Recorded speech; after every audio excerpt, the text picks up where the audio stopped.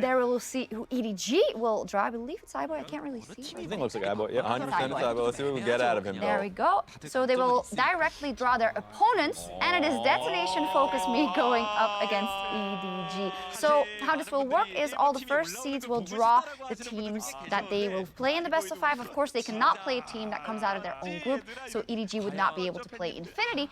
But instead, they get Detonation Focus Me. A very unlucky draw for Detonation Focus Me that they get the best team out of the Seed 1's field. So, and we were very hyped for them. Yeah, so the fact that they got out of the group stage into the knockout stage is incredible for them. They are super emotional out of that one, but this is a big task for them. I believe so as well. You know, we were hyping them. They've had some good moments, but EDG is just a very, experienced organization. They've been around the block, and they have some strong individual talent. I would love to see how Evie can deal with Ray in the top lane. Yeah. For me, that's the marquee matchup. Perhaps Steel versus Haro / Clearlove, that could do it, but here comes... There's your boy, Licorice. Yeah, I'm Who's he surprised they gonna trot draw? him out of all people. No Sneaky, no Johnson. No, is it going to be Supermassive? Is it going to be...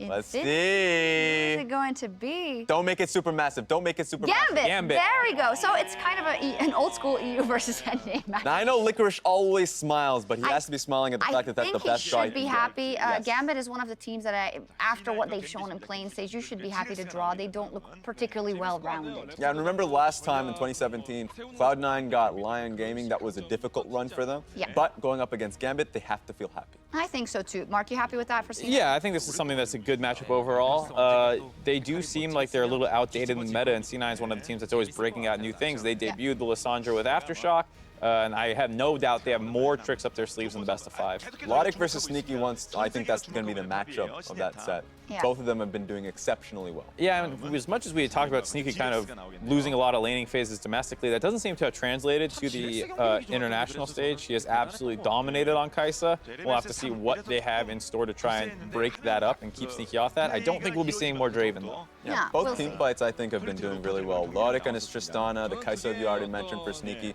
a lot of them are just being able to get their MVPs when they do win. I wonder who's the next draw. Maybe they can't find the person that's supposed to do the next draw. If you're out there, this is taking longer than the previous ones. Butt off your seat and move to the bowl. Where are you? Maybe they are.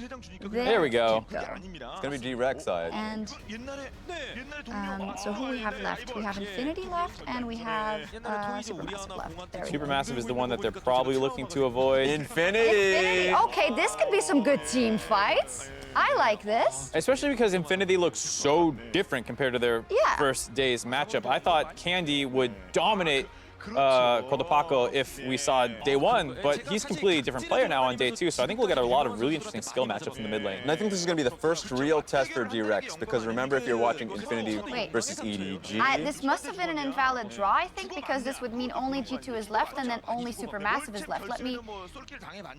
That is correct. This is an invalid draw because, of course, this would mean G2 goes up against Supermassive, which is impossible. So I believe this then... I don't know if this now automatically becomes Supermassive. We'll wait and we'll get reset in just That's why it took so long to get him on stage for the draw, because they didn't need to do it anymore. There were 2 B teams left. Exactly. They didn't need to draw. So we just flipped them then, I guess. It will be G-Rex up versus Supermassive, and G2 goes up against... Help me, who's the last team left? Infinity? G2 versus we just said it. Yeah. There we go. That's actually the matchup I wanted to see, which was Supermassive versus G-Rex, because I wanted to see G-Rex get challenged. Yeah. Remember in the Gauntlet run, they made that run through the LMS. They came out in what was seen as the weakest group. Is that Toyz, by the way? He's coming right back out. Awesome. So there's only one ball this time. Yeah, what? What is this? Raz, come on. Okay. I cannot believe he drew up the Supermassive. It's scripted. How did it? Well, I hope everyone now knows that it's live, because otherwise we would just cut that out. So the first draw was invalid. This one is in fact valid. Supermassive versus G-Rex. But to make my point very clear, I think this is going to be the most impressive matchup. I think G-Rex, remember, making the run through Gauntlet, that was what people were judging them based off of, being a 3rd-seeded LMS team, going up against Gambit. and Chaos Latin Gamers, this is where you start to respect G-Rex a lot because they are great individual players, but team fighters, that's where you get tested on if you're going up against Supermassive. We'll get to talk a bit more about it in a second, so that does mean that G2 goes up against Infinity, which could also be interesting. I'm just a bit giggling at how the mishap happened. Sometimes you think things through so much when you could have just not drawn, but still. Oh, he still has to go for Yankos. Ceremony, of course. Let's make sure that everything is in order. Yankos is like, oh, well, what am I drawing? I just want to see him. I want to see the shocked face, the mild shock. Maybe there's like the wrong team in now. No, okay, there we go. Infinity, everything is correct, and he's smiling.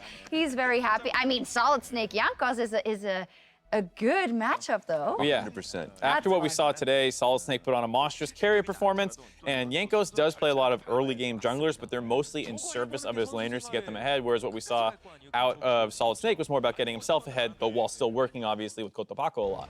Okay, there we go now. Those are the best of fives for clarity. Cloud9 versus Gambit, G2 Esports in